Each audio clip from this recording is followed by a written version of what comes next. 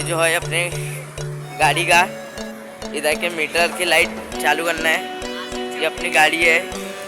तो गाइस ये गाड़ी को अभी लेते हैं ऊपर।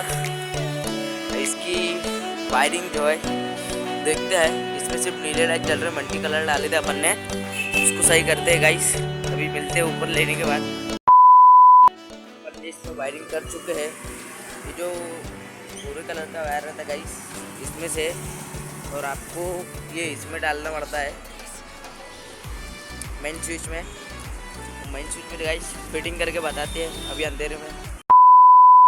गाइस इसकी जो मीटर की जो लाइटिंग है तो सही हो चुकी है। अभी देखो